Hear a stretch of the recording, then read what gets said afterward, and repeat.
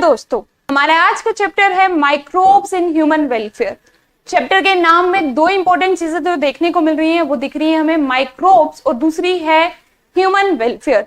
तो इस चैप्टर में हम जानेंगे कि हम कैसे माइक्रो ऑर्गेनिजम्स का यूज करते हैं ह्यूमन सर्विस को, ह्यूमन काइंड को सर्विस करने के लिए। यहां हम चैप्टर की बात कर रहे हैं तो हमारे पास पहली टर्म जो है माइक्रोब्स, यानी कि माइक्रो ऑर्गेनिज्म, ऐसे जीव जंतु जो हमें खुली आंखों से नहीं दिखते। तो इन्हें देखने के लिए हमें किसकी जरूरत है?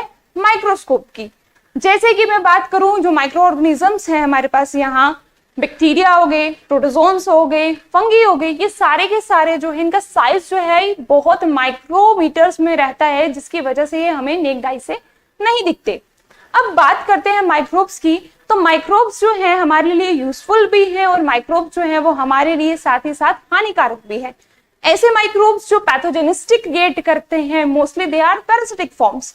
लेकिन इस चैप्टर में जो हमें पढ़ना है माइक्रोब्स के बारे में, वो क्या पढ़ना है कि माइक्रोब्स किस तरीके से हाउस होल्ड प्रोडक्ट्स के लिए यूज किए जाते हैं, माइक्रोब्स किस तरीके से इंडस्ट्रियल प्रोडक्ट्स के लिए यूज किए जाते हैं। Then we have to read about the sewage treatment, कि कैसे हम जो है हमारा जितना भी डेली सीवेज प्रोडक्ट है उसको हम किस तरीके से क्लीन करें और हमारे जितने रिवर्स हैं उनको हम सेफ रख सकें। देन हम इन माइक्रोब्स का यूज करके किस तरीके से बायोगैस प्रोडक्शन कर सकते हैं। And lastly about the bio control agents. तो चैप्टर को हम स्टार्ट करते हैं। हमें ये पता चल चुका है हमें इस चैप्टर में क्या क्या कंटेंट जो है पढ़ना है। तो मैं स्टार्ट करती हूँ चैप्टर को फ्रॉम द माइक्रोब्स। अब जैसे कि मैं बात करूं हमारी क्लास 11th की, क्लास 11th में हमने ऑलरेडी पढ़ा है बायोलॉजिकल क्लासिफिकेशन। बायोलॉजिकल क्लासिफिकेशन में हमने आप पढ़ा था अबाउट द किंगडम मोनेरा। और इस किंगडम मोनेरा की अगर मैं बात करूं तो ये माइक्रोब्स जो हैं इस मोनेरा किंगडम की क्या है? सोल। और बेसिकली कौन? बैक्टीरियास। और हम इस चैप्टर में यही पढ़ेंगे कि इन बैक्टीरियास को, जो कि सोल है मोनेरा किंगडम की, हम इसको ह्यूमन काइंड के लिए किस तरीके से एक सोल पर्पस की तरह यूज करें। तो हम इस चैप्टर में आगे ये जानते हैं कि किस तरीके से हम माइक्रोब्स को यूज करेंगे। अब चैप्टर में पहली चीज जो है मेंशन की गई है अबाउट द प्रियॉन्स। और ये जो प्रियॉन्स हैं, बेसिकली अगर मैं बात करूं ये क्या है prions? They are the small positive agents जो किस पे फीड करते हैं? प्रोटीन्स पे। तो हम कह सकते हैं they are the proteinaceous, they are the proteinaceous infectious agent, infectious agents जो कि किस पे फीड करते हैं? प्रोटीन्स पे। और जब ये प्रोटीन्स पे फीड करेंगे तो ये क्या कर देते हैं? प्रोटीन फोल्डिंग को चेंज कर देते हैं। और जैसे जैसे ये प्रोटीन फोल्डिंग चेंज होती जाएगी उस तरीके से हमारा जो ब्रेन की फंक्शनिंग है वो भी क्या हो जाएगी? चेंज। और ये प्रियॉन्स जो डिजीज कॉज करते हैं that is the PSE। BSE stands for bovine spongiform encephalopathy. Cephalo word की अगर मैं बात करूं तो सिफेलो वर्ड जो है वो रिलेटेड होता है किससे? हमारे ब्रेन से। तो ये क्या कर देता है? हमारे ब्रेन के, कैटल्स में ये डिजीज होती है, उनके ब्रेन में जो उनका ब्रेन का प्रोटीन पार्ट होता है उस पर फीड करते हुए उसको क्या कर देता है? बिल्कुल स्पॉन्जी फॉर्म में बना देता है। और जिसकी वजह से उन बोवाइन्स में जो है हमारे पास क्या हो जाती है? Mad disease. हम बोल सकते हैं इसको कैटल मैड डिजीज या काउ मैड डिजीज भी कह सकते हैं। और ऐसी ही डिजीज जो है फ्रॉम कैटल्स ये ट्रांसफर हो सकती है किसमें? ह्यूमंस में। ह्यूमंस में हम इसको कहेंगे क्या? Jacob disease. तो ये है अबाउट द प्रियॉन्स। नेक्स्ट हम बात करते हैं अबाउट कि जो हमारे एनसीईआरटी में पेज दिया गया हुआ है कि किस तरीके से माइक्रो ऑर्गेनिजम्स को हम अगर हाई मैग्निफिकेशन में देखें तो हमें वो किस तरीके से दिखेंगे। हाई मैग्निफिकेशन में जैसे कि मैं बात करूं यहाँ पर, हमें सबसे पहले जो है बैक्टीरियाज की शेप के बारे में बात की गई हुई है कि हाई मैग्निफिकेशन पे अगर हम बैक्टीरियाज की शेप देखें, और जैसे कि हमें ऑलरेडी पता है बैक्टीरियाज की शेप के बारे में कि बैक्टीरियाज की जो शेप है हमारे पास वो किस तरीके से है। बैक्टीरियाज की शेप में हमारे पास बैक्टीरियोफाज है। हमारे पास बैक्टीरियोफाज क्या होता है? हमारे पास Bacteriophage is a virus that infects the bacteria. A virus that infects the bacteria is called as bacteriophage. On the other hand, हमारे पास एक एडिनोवायरस की पिक्चर है, और एडिनोवायरस की अगर मैं बात करूं, ये हमारे रेस्पिरेटरी सिस्टम पे अटैक करता है और रेस्पिरेटरी डिजीजेस जो है वो कॉज करता है. Then this is the TMV, tobacco mosaic virus. First virus जो हमारे डिस्कवर्ड किया है that is the tobacco mosaic virus, जो कि टबैको प्लांट में डिस्कवर्ड किया गया है.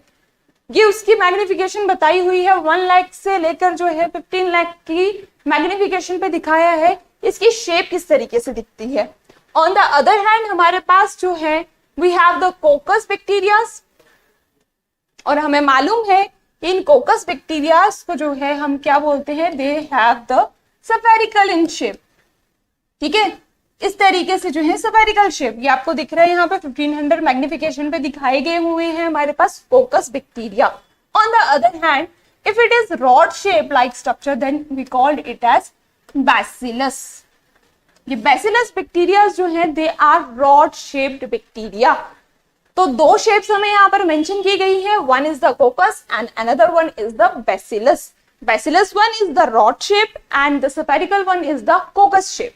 तो मैग्निफिकेशन पे अगर देखो 1500 की x की मैग्निफिकेशन पे हमें दिखाया हुआ है रॉड शेप बैक्टीरिया, और इसी को जब हमने और मैग्निफाइड किया तो हमें इसके फ्लैजेलास भी जो है वो आसानी से देखने को मिल रहे हैं.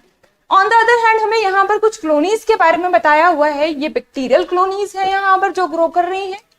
अगर हम पूरा कल्चर मीडियम पे इनको ग्रो करें तो हमारे पास ये बैक्टीरियल कल्चर ग्रो कर रहा है, और यहाँ पर अगर आप देखोगे तो यहाँ पर जो ये पेट्री डिश में ग्रो कर रही है वो क्या है, फंगल क्लोनीज. मोस्टली आप लोगों ने देखा होगा कि क्लोनीज जो है हमारे पास वो ग्रो करती जाती है. कहाँ पे ग्रो करती हैं ये क्लोनीज, कहीं पे भी देखोगे सर्दी का मौसम है, एक ह्यूमिड टेम्परेचर जब एक मिल जाता है, एक ऑप्टिमम टेम्परेचर पर ये बैक्टीरिया और फंगस ग्रो करती है. यूजुअली आपने सुना होगा जैसे अचार का डब्बा है, तो आपकी मदर जो है आपको मना करती होंगी कि इसमें जो है वेट स्पून जो है वो ना लगाया जाए. वेट स्पून लगाने से क्या होगा, जो वहां पे फंगस है उनको जो कंडीशन चाहिए ग्रोथ के लिए वो क्या चाहिए, एक टेम्परेचर चाहिए, दूसरी मॉइस्ट प्लेस. तो मॉइस्चर जो है वो वाटर से मिल जाएगा, जिसकी वजह से वो वहां पर ग्रो कर जाएगी. तो आपका जो पिकल है वो सारा का सारा वहां पर खराब हो जाएगा. तो ऑब्वियसली बात आपको फिर डांट भी पिटेगी. लेकिन नेक्स्ट हमारे पास हम बात करते हैं microbes in house hold product. House hold product की बात करें तो हमने इस चैप्टर में हाउस होल्ड प्रोडक्ट्स में जो चीजें पढ़नी है वो पढ़ना है. हमने पहला कर्ड के बारे में हमने पढ़ना है यहाँ पर इडली डोसा, दैट मीन्स अगर मैं बात करूं डायरेक्टली फर्मेंटेशन प्रोसेस में. And the third one is about the चीज. ये आती है हमारी हाउस होल्ड पर्पसेस के लिए. तो हाउस होल्ड पर्पस में सबसे पहले मैं बात करती हूँ अबाउट द कर्ड.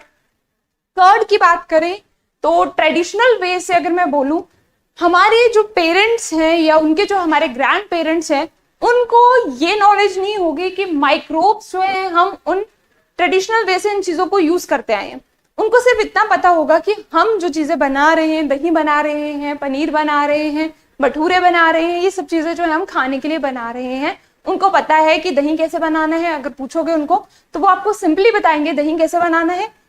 थोड़ी सी जाग ली, डाली, टेम्परेचर क्या किया, थोड़ा सा हीटअप करना है मिल्क को, उसके बाद वो क्या कर दी, झाग डाल दी और उसको सेटल कर दिया, तो वहां पे आपका दूसरे दिन दही तैयार हो जाएगा. लेकिन being a science student, being a bio student, हमें पता है अबाउट द माइक्रोब्स. तो हमें पता है कि इसकी विधि जो है, प्रक्रिया क्या है दही लगाने की. तो सबसे पहले हमें क्या करना है, एक ऑप्टिमम टेम्परेचर पर हम लोगों को क्या करना है, मिल्क को बॉइल करना है. That is 40 to 42 degree Celsius पे हमको मिल्क को जो है क्या करना है, हीटअप करना है. ना ज्यादा ठंडा होना चाहिए, ना ज्यादा गर्म होना चाहिए. ज्यादा गर्म हो जाएगा तो क्या हो जाएगा, बैक्टीरिया ग्रो नहीं कर पाएंगे. ज्यादा ठंडा भी हो जाएगा तो बैक्टीरिया के लिए ऑप्टिमम टेम्परेचर वो नहीं रहेगा. तो एक ऑप्टिमम टेम्परेचर हमने सबसे पहले सिलेक्ट किया. ठीक है, सबसे पहले क्या किया हमने, एक ऑप्टिमम टेम्परेचर सेट कर लिया. ठीक है, 40 डिग्री सेल्सियस तक. देन हमने क्या किया, जो दूध है उसमें वो एडअप कर ली अपनी जार. अब हमें मालूम है उस जाग में क्या है हमारे पास, we have LAB, and what is this LAB, this is lactobacillus bacteria बोल सकते हो, और we can say it as lactic acid bacteria. Lactic acid bacteria जो है इसका हमने क्या करना है, एक स्टार्टर लेना है। क्या लेना है हमें, इसका एक स्टार्टर, या इसी स्टार्टर को आप बोल सकते हो इनोक्यूलम, इनोक्यूलम और स्टार्टर। अब नीट के पेपर में क्वेश्चन पूछा जाता है कि जो आप स्टार्टर डाल रहे हो या इनोक्यूलम जिसको आप बोल रहे हो, जो आप डाल रहे हो ऑप्टिमम टेम्परेचर के लिए, जो बैक्टीरिया का कल्चर करवाने के लिए आप डाल रहे हो, उस इनोक्यूलम में बताओ जी कितने बैक्टीरिया प्रेजेंट होते हैं। तो हमें क्या याद रखना है कि इन बैक्टीरियाज में जो है हमारे पास we have millions of LAB, that is lactic acid bacteria in the inoculum. तो उस स्टार्टर में जो है there are millions of bacteria, डाल दिया हमने ऑप्टिमम टेम्परेचर पे, ठीक है, स्टीर किया उसको अच्छे से हमने, और उसके बाद उसको सेटल डाउन करने के लिए रख दिया। अगर सर्दियां हैं तो आपने यूजुअली देखा होगा सर्दियों में हम क्या करते हैं, उसको जो है ढक के रख देते हैं ताकि बैक्टीरिया जो है प्रॉपर्ली ग्रो कर सके। तो दूसरे दिन देखोगे तो प्रॉपर्ली जो है हमारे पास दही जो है वो बन जाएगा। अब यहाँ पर जो है कौन सा आपके दो क्वेश्चन बनते हैं, यहाँ पर आपको याद रखना है, एक millions of lactic acid bacteria उसमें प्रेजेंट है, और दूसरी चीज आपको क्या याद रखनी है कि जो कन्वर्जन है वो कौन करवाता है, लैक्टिक एसिड बैक्टीरिया, या फिर आप उसको क्या बोल सकते हो, लैक्टोबैसिलस। अब दही खा रहे हो तो इसका मतलब दही खाने के लिए आपके लिए बहुत बेटर है। दही क्या करता है, दही में हमारे पास कुछ गुड बैक्टीरियाज होते हैं जो हमारी डाइजेशन में हेल्प करते हैं। डाइजेशन में कैसे हेल्प करेंगे, जो हम कर्ड खा रहे हैं उसमें जो वो क्या करेगा, हमारे स्टमक का इन्वायरमेंट जो है वो अच्छा बनाएगा, जिससे गुड बैक्टीरियाज की ग्रोथ की प्रोडक्शन बढ़ जाएगी और बैड बैक्टीरियाज जो है वो खत्म हो जाएंगे। बैड बैक्टीरियाज के खत्म होने से गुड बैक्टीरियाज अच्छे से काम कर पाएंगे और एंजाइम्स भी जो है अच्छे से वर्क कर पाएंगे। जब एंजाइम अच्छे से वर्क करेंगे तो तभी जाकर हमारे पास जो है डाइजेशन अच्छी होगी। एक बात, दूसरी चीज, यहां पर हम बोलते हैं कि जो ये हमारे पास कर्ड है इट इज बेस्ट या rich source of vitamin B12। तो विटामिन B12 का नाम यहां पर आया है, तो इक्वेशन यहां से भी आएगा। अब दही जो है हम बाहर से इंटेक कर रहे हैं तो हम बोल सकते हैं vitamin B12 is the extrinsic factor, क्योंकि हम ये कहां से इंटेक कर रहे हैं, बाहर से अंदर की तरफ इंटेक कर लिया। अब खा तो लिया दही हमने, लेकिन ज्यादा जरूरी बात यह है कि जो चीज हम इंटेक कर रहे हैं वो प्रॉपर्ली हम लोग एब्जॉर्ब कर पा रहे हैं या नहीं। इंटेक करना एक अलग चीज है, एब्जॉर्ब करके उसकी एनर्जी जो है मिलना वो अलग चीज है। तो हमने कर्ड खाया, विटामिन B12 हमने ले लिया, लेकिन विटामिन B12 हमारी बॉडी एब्जॉर्ब कर भी पा रही है या नहीं। अब बात करते हैं एक्सट्रिंसिक फैक्टर, मैंने समझा दिया। दूसरा फैक्टर है हमारे पास, that is intrinsic. Intrinsic factor जो है वो क्या है हमारे पास, इंट्रिंसिक मतलब अंदर से। तो हमारे पास अंदर इंट्रिंसिक फैक्टर में क्या प्रेजेंट होता है, गैस्ट्रिक ग्लैंड्स, और इन्हीं गैस्ट्रिक ग्लैंड्स में प्रेजेंट होते हैं हमारे पास क्या, प्रोटीन्स। और ये प्रोटीन्स हेल्प करते हैं, जब हमने कर्ड खाया वो स्टमक में जाएगा, स्टमक से इंटेस्टाइन्स में जाएगा, इंटेस्टाइन में हमारे पास गैस्ट्रिक ग्लैंड्स के इंट्रिंसिक फैक्टर्स जो है वो क्या करेंगे, उस प्रोटीन से के थ्रू उसको एब्जॉर्ब कर लेंगे, और एब्जॉर्ब करके वापस उसको कहां पर ट्रांसफर कर देंगे, ब्लड में। अब क्वेश्चन यहाँ पर ये राइज होता है कि व्हाट इफ अगर यहाँ पे विटामिन B12 हम ना खाएं, तो क्या कुछ फर्क पड़ेगा अगर हमारे पास विटामिन B12 ना हो, विटामिन B12 की डेफिशिएंसी से कोई चीज ऐसी होगी हमारे पास। तो विटामिन B12 की अगर मैं बात करूं, विटामिन B12 की डेफिशिएंसी से हमारे पास क्या होने वाला है, we have a special kind of pernicious anaemia. अब पैरिनिशियस एनीमिया क्या है, नॉर्मल एनीमिया आप सुनते हो, ये क्या होना, आरबीसीज की अगर बात करूं यहाँ पे पैरिनिशियस एनीमिया की, हम नॉर्मली बोलते हैं एनीमिया क्या है कि खून की कमी है, तो हम बोल देते हैं दैट इज एनीमिया। लेकिन यहाँ पे टर्म यूज हो रही है पैरिनिशियस एनीमिया। पैरिनिशियस एनीमिया क्या है कि आरबीसीज का ना बनना या आरबीसीज का जो नंबर है उसका काउंट जो है वो क्या होना, कम होना। अगर आरबीसीज का काउंट कम होगा तो हमें मालूम है कि आरबीसीज जो है उसमें हीमोग्लोबिन प्रेजेंट होता है, पिगमेंट, और साथ ही वो ऑक्सीजन कैरियर होता है। अगर आरबीसीज का काउंट नंबर कम हो जाएगा तो हमारे पास जो है ब्लड ऑटोमेटिकली क्या हो जाएगा, कम। तो आरबीसीज का डिक्रीज होना it leads to the pernicious anaemia, और ये किसकी डेफिशिएंसी की वजह से हो रहा है, विटामिन B12 की डेफिशिएंसी से हो रहा है। क्लियर? तो दूसरा क्वेश्चन हमें पूछा जाएगा एक्सट्रिंसिक फैक्टर क्या है और विटामिन B12 की डेफिशिएंसी से क्या होता है। तो आपके पास अब आंसर है क्या कि विटामिन B12 की डेफिशिएंसी से हमारे पास जो है वो कौन सी डिजीज हो जाती है, पेरिनिशियस एनीमिया हो जाता है। और दूसरी चीज क्या हमारे पास यहाँ पर, पेरिनिशियस एनीमिया के साथ साथ दूसरी चीज जो हमने याद रखनी है वो क्या याद रखनी है कि हमारे पास जो है एक्सट्रिंसिक फैक्टर कौन सा है, विटामिन B12। गुड। देन यहां से अगर मैं बात करूं, हमें मिल्क प्रोटीन की बात करते हैं, एक दो चीजें इंपॉर्टेंट है जो याद रखनी है। बहुत सारे आपने देखा होगा कि जो बच्चे हैं वो मिल्क पीना पसंद नहीं करते। अब ऐसा क्या है कि वो दही तो खा लेते हैं बट मिल्क जो है वो डाइजेस्ट नहीं करते।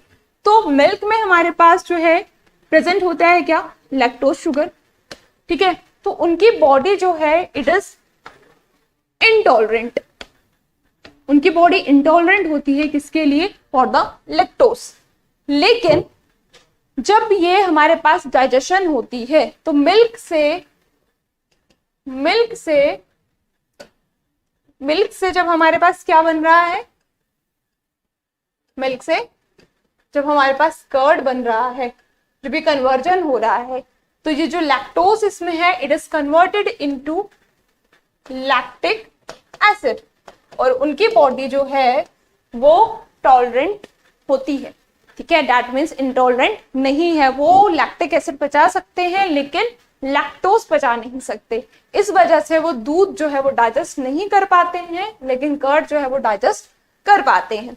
ये हो गया एक पार्ट जहां पे हम बात कर रहे हैं कर्ड के बारे में। नेक्स्ट मैं बात करती हूं अबाउट द चीज। तो चीज की अगर मैं बात करूं यहां पर, तो जो हमारा चीज है, आपने सुना ही है हमारे चीज के बारे में। तो एक चीज हमारे पास यहां पर आती है, हम बात करते हैं यहां पर टॉम एंड जेरी शो के बारे में। ठीक है, टॉम एंड जेरी शो।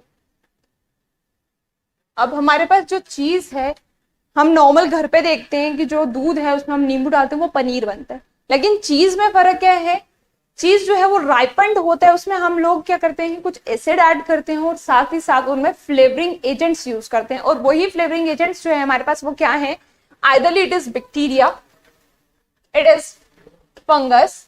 ठीक है, कुछ ना कुछ जो है हम क्या करते हैं, एडअप करते हैं फॉर द फ्लेवरिंग। क्या फ्लेवर ऐड करने के लिए हम ये चीजें इसमें एडअप करते हैं।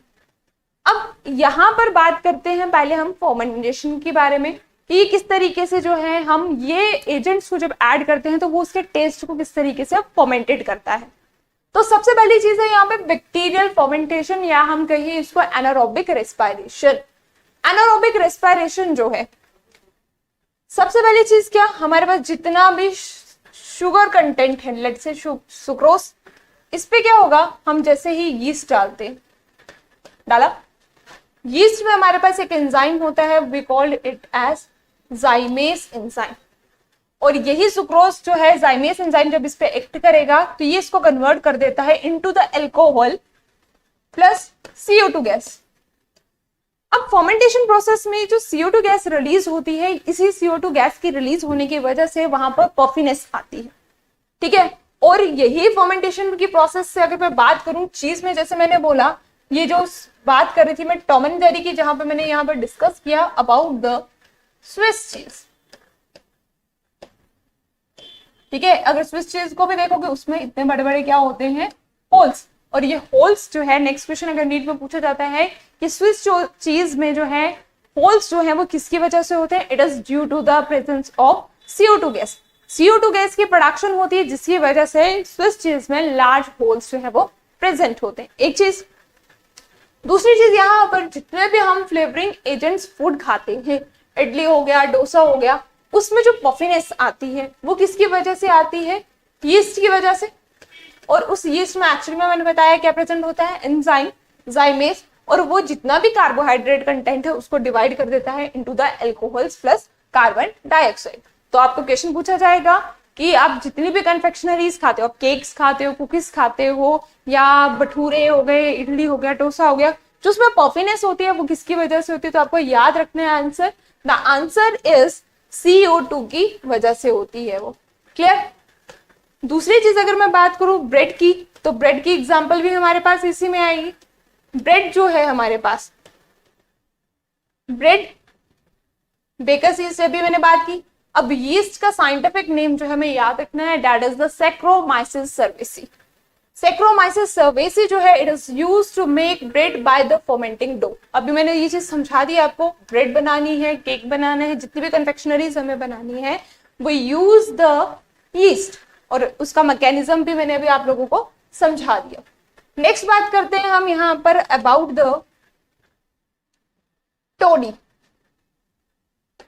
ठीक है, टोडी की अगर हम बात करें यहां पर, तो व्हाट इज टोडी? यहां पर आपको पिक्चर्स दिख रही हैं। साउथ वाली तरफ अगर हम बात करें, एक फर्मेंटेड सैप जो है वो यूज करते हैं। क्या किया जाता है यहाँ पर? पाम ट्री जो है, पाम प्लांट, उसका सैप कलेक्ट किया जाता है और उसको क्या किया जाता है? फर्मेंट किया जाता है। फर्मेंट करने के बाद जो है उस ड्रिंक को एज एन ट्रेडिशनल वे में वहां पर ड्रिंक किया जाता है। और ये टोडी जो है, इसमें हमारे पास 6% अल्कोहलिक कंटेंट प्रेजेंट होता है। क्लियर? तो there are microbes that are used to ferment fish, soybean, bamboo shoots and to produce the cheese. ठीक है, तो ये हमारे पास सिर्फ फ्लेवर देने के लिए जो है हमारे पास ये माइक्रोब्स जो हैं वो क्या किए जाते हैं? यूज किए जाते हैं। अभी जैसे मैंने यहाँ पे बात की आपके लिए स्विस चीज की, अब आपको याद हो गया है कि स्विस चीज जो है हमारे पास, स्विस चीज जो है हमारे पास, इसमें क्या प्रेजेंट है? अभी मैंने बताया लार्ज होल्स, और वो लार्ज होल्स किसकी वजह से है? Due to the production of CO2 gas. अब हमें यहाँ पर दूसरी चीज इंपॉर्टेंटली याद रखनी है कि जो ये स्विस चीज है, कौन सा वाला चीज है ये? टॉम एंड जेरी वाला, टॉम एंड जेरी वाला चीज। प्रोडक्शन किसकी वजह से हो रही है? CO2 की वजह से। अब इसका नाम याद करना है सिर्फ हम लोगों को, क्योंकि नीट के पेपर में ये क्वेश्चंस पूछे जाते हैं। तो नाम क्या है इसका? Swiss cheese is produced by a bacteria known as Propionibacterium. Propionibacterium, साथ में क्या याद रखना है? शर्मानी। ठीक है, शर्मानी। ठीक है, Swiss cheese is produced by a bacteria. उसको फ्लेवर जो है एक बैक्टीरिया के थ्रू किया जाता है जिसका नाम क्या है? प्रोपियोनिबैक्टीरियम शर्मानी। एक चीज, दूसरा है हमारे पास सेकेंड टाइप ऑफ चीज, दैट इज रॉकफोर्ड चीज। रॉकफोर्ड चीज जो है ये फंगस के थ्रू जो है फर्मेंट किया जाता है। क्लियर? इसके थ्रू, फंगस के थ्रू। कौन सा वाला चीज? रॉकफोर्ड। ठीक है, नाम क्या है इसका? पेंसिलियम रॉगीफोर्टी। ठीक है, इस फंगस के थ्रू जो है इसको क्या दिया जाता है? फ्लेवर। तो दो चीजें यहां से आपके जो है नीट में क्वेश्चन पूछा जा सकता है। क्या? पहला तो स्विस चीज के बारे में कि स्विस चीज में लार्ज होल्स की प्रोडक्शन किसकी वजह से होती है, तो उसका आंसर क्या है? CO2 की प्रोडक्शन से। एक दूसरी चीज क्या कि प्रोपोनिबैक्टीरियम जो है, प्रोपियोनिबैक्टीरियम जो है शर्मानी, ये जो है फर्मेंट करता है किसको? स्विस चीज के लिए। लेकिन रॉकफोर्ड चीज जो है वो किससे किया जाता है? एक फंगस से जिसका नाम क्या है? पेंसिलियम रॉगीफोर्टी। दो चीजें क्लियर हो गई। लेकिन अगर हमें इन्हीं चीजों को लार्ज स्केल पे प्रोडक्शन करवानी है, तो लार्ज स्केल पे हमें जब हम फर्मेंट करवाएंगे तो ऑब्वियस सी बात है हमें उसके लिए क्या चीजें चाहिए होंगी? We need the fermenters. तो फर्मेंटर्स जो है वो किसके लिए चाहिए हमें? लार्ज स्केल प्रोडक्शन के लिए। लार्ज स्केल प्रोडक्शन के लिए प्रोडक्शन किस किस चीज की हो सकती है? We have the production of beverages, जैसे हमने अभी पहले बात की थी बेकर्स यीस्ट। बेकर यीस्ट वो ही जो बेकरी में यूज हो रही, जो बिवरेजेस में यूज हो रही, that is called as brewer's yeast. तो एंटीबायोटिक बना सकते हैं हम। दैट मीन्स इंडस्ट्रीज में अगर हमें माइक्रोब्स को ग्रो करवाना है, अपनी किसी प्रोडक्शन को इंक्रीज करवाने के लिए, then we use this fermenters. Okay, clear? तो यहां पर अब मैंने बात की थी about the fermented beverages.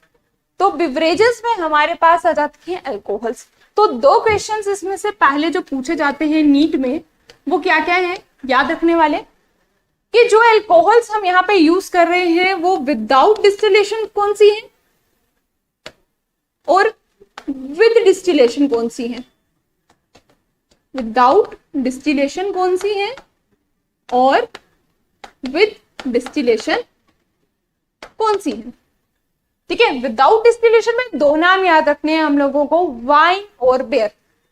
Wine और बेयर जो है हमारे पास, इन दोनों को हमें फॉर्मेंट करने, जब हम फॉर्मेंट करवा रहे हैं तो इनकी डिस्टिलेशन नहीं करनी पड़ती। अगर डिस्टिलेशन नहीं करनी पड़ती है, दैट मीन्स इनमें अल्कोहलिक कंटेंट भी क्या होगा, कम होगा। अब हमारी जो एंजाइम है, हमने अभी पढ़ा सुक्रोज है या मोलेसिस हमारे हैं जो गन्ने का, बाकी फोक बच जाता है जब हम उस पे इन्वर्टेज एंजाइम या जाइमेस एंजाइम को एक्ट करवाते हैं यीस्ट की, तब वो उसको फर्मेंट कर रहा है। तो ये हम ब्रियर्स यीस्ट यूज कर रहे हैं, यहाँ पर फर्मेंट करेगा तो इथेनॉल और CO2 गैस रिलीज करेगा, लेकिन एक ऑप्टिमम ग्रोथ तक ही वो जो है काम कर पाएगा। इसका मतलब अगर हमें अल्कोहलिक कंटेंट को इंक्रीज करवाना है तो हमें डिस्टिलेशन जो है वो करनी पड़ेगी। डिस्टिलेशन से क्या होगा, वो और ज्यादा क्या करेगा, उसको फर्मेंट करना स्टार्ट करेगा। तो विद डिस्टिलेशन के साथ जो है हमारे पास क्या क्या आ जाएगा, हमारे पास we have whisky, we have brandy, ठीक है, we have rum, we have vodka. तो ये सारी की सारी जो है हमारे पास अल्कोहलिक ड्रिंक्स जो है उनमें क्या आ जाएगा, विद डिस्टिलेशन। विदाउट डिस्टिलेशन में सिर्फ दो नाम याद रखने हैं, that is one is beer and another is wine. Clear? तो ये हमारे पास यहां से दो नीट के क्वेश्चंस बनते हैं। क्लियर है? नेक्स्ट हम बात करते हैं अबाउट द कि किस तरीके से हम माइक्रोब्स को नेक्स्ट यूज कर सकते हैं इन द एंटीबायोटिक इंडस्ट्रीज। अब एंटीबायोटिक्स में अगर यूज करना है तो सबसे पहली चीज हमें याद रखनी है, what are the antibiotics. Antibiotics है क्या? एंटीबायोटिक्स की अगर बात करूं, नाम से पता चल रहा है anti, that means against, and biotics मतलब लाइफ के अगेंस्ट। दैट मीन्स ऐसे ड्रग्स जो क्या कर रहे हैं, किल कर रहे हैं किसी पैथोजन को, उनको हम क्या बोलेंगे, antibiotics. Antibiotics are the chemical substances that are produced by some microbes. कुछ माइक्रोब ऐसे ड्रग्स रिलीज कर रहे हैं और हम यूज कर रहे हैं उन्हीं को, ताकि बाकी के पैथोजन्स की ग्रोथ को हम रिटार्ड कर सके, कम कर सके, या फिर टोटली किल कर सके। तो हम बोल सकते हैं, हमारे पास जैसे दो टर्म्स है यहाँ पर, बैक्टीरियोसाइड और दूसरी आती है हमारे पास बैक्टीरियोस्टैटिक। स्टैटिक मतलब उस चीज को क्या हुआ, रोकना। ठीक है, उस चीज को क्या हुआ, रोकना। लेकिन बैक्टीरियोसाइड जो है, दैट मीन्स अगर हमें टोटली किल करना है then we use the term bacteriocide. But अगर हमें क्या करना है, रिटार्ड करनी है growth, then we use the term bacteriostatic. Clear? अब क्वेश्चन जो इसमें पूछे जाते हैं नीट में, वो क्या पूछा जाता है, antibiotic term is given by चलते चलते दे दी वॉक्समैन ने। क्लियर? लेकिन डिस्कवर किसने किया, डिस्कवर्ड बाय अलेक्जेंडर फ्लेमिंग। और कब किया, 1928 में। ठीक है, 1928 में जो है अलेक्जेंडर फ्लेमिंग ने for the very first time जो है क्या किया, हमारे पास एंटीबायोटिक की डिस्कवरी की। अब एंटीबायोटिक की जो डिस्कवरी है वो एक सडन डिस्कवरी है, और ऐसी सडन डिस्कवरीज को हम बोलते हैं सेरेंडिपिटी। ठीक है, सडनली, कोई ऐसे प्लान नहीं था कि एंटीबायोटिक्स हमको बनानी है। सडनली जो है क्या किया था, एक कल्चर ग्रो करवाया था कि फ्लामिंग क्या कर रहे थे, काम कर रहे थे एक बैक्टीरियल कल्चर के, जिस बैक्टीरियल कल्चर जो था वो किसका था, स्टेफाइलोकोकस का। तो एक रात उन्होंने अपने बैक्टीरियल कल्चर को क्लीन नहीं किया और दूसरे दिन आकर देखा कि कुछ बैक्टीरियल कॉलोनीज जो है, लेट्स से अगर मैं बात करूं यहाँ पे पूरे बैक्टीरियाज जो है वो ग्रो कर रहे हैं। एक सुबह वो आकर देखा उन्होंने कि यहाँ पर जो है हमारे पास ये बैक्टीरियल कल्चर ही गायब है। अब वो सोच में पड़ गए कि ऐसी क्या चीज है यहाँ पर कि बैक्टीरियल कल्चर अपने आप खत्म हो गया। बैक्टीरियल कल्चर जो खत्म हुआ, उन्होंने क्या किया, इस पार्ट को एक्सट्रैक्ट किया और देखा कि इसमें ऐसी क्या चीज प्रेजेंट है। तो उन्हें पता चला कि यहाँ पर एक फंगस जो है वो ग्रो कर रही है, जिस फंगस का नाम क्या है, पेंसिलियम नोटेटम। ठीक है, पेंसिलियम नोटेटम। उन्होंने कहा है इस फंगस से एक सिक्रेशन रिलीज हो रही है जिसको हम क्या बोलते हैं, we called it as penicillin. और यही जो है it is the first antibiotic. First antibiotic कौन सी है? अब इस पार्ट, ये पार्ट बहुत इंपॉर्टेंट है, इसमें से मैक्सिमम क्वेश्चंस हमारे निकल रहे हैं। सबसे पहली चीज हमने पढ़ी अबाउट क्या, कि एंटीबायोटिक टर्म किसने दी, वॉक्समैन। दूसरी चीज एंटीबायोटिक डिस्कवर किसने की, that is the Alexander Fleming. कब की, 1928 में। देन कौन सी फंगस थी, that is the Penicillium notatum. Antibiotic कौन सी पहली पड़ी उसकी, दैट इज पेंसिलिन। तीसरा क्वेश्चन, अगला क्वेश्चन जो पूछा जाएगा इस पे, वो कौन सा पूछा जाएगा कि कल्चर जो था यहाँ पे ग्रो किया हुआ, वहां पर कौन सी बैक्टीरियल क्लोनीज थी। तो आपको नाम याद रखना है, स्टेफाइलोकोकस की क्लोनी थी जो कि एक फंगस पेंसिलियम के ग्रो होने से खत्म हो गई। और जो वो सिक्रीशन कर रहे थे, वो सिक्रीशन किसकी थी, that is the Penicillium notatum. और सिक्रीट क्या हुआ हमारे पास, पेंसिलिन। अब यहां पर तो एंटीबायोटिक की कहानी आ गई एक। इसके बाद अगर मैं बात करूं कि हमारे पास जो है पेंसिलियम के बारे में, लेकिन उसकी मेडिसिनल वैल्यू जो है वो किसने समझाई, हमारे पास जो है पेंसिलियम की, हमारे पास 3 साइंटिस्ट जो है, ठीक है, 3 साइंटिस्ट हैं, नाम याद रखना है। एक चेन है जिसने फ्लामिंग और फ्लोरे को जोड़ के रखा। तो 3 साइंटिस्ट के नाम याद रखने हैं, एक तो फ्लामिंग आपको ऑलरेडी याद हो चुका है, दूसरा फ्लोरे और तीसरा चेन। अर्नेस्ट चेन और एडवर्ड फ्लोरे, इन दोनों ने क्या किया, एंटीबायोटिक का, अब फ्लामिंग को पता चल गया था कि ये जो है एंटीबायोटिक है, लेकिन इसकी मेडिसिनल वैल्यू किस तरीके से होगी वो किसने समझाई, चेन और फ्लोरे ने। तो Chain and Florey establish its full potential as an effective antibiotic जो है वो कैसे रहेगा।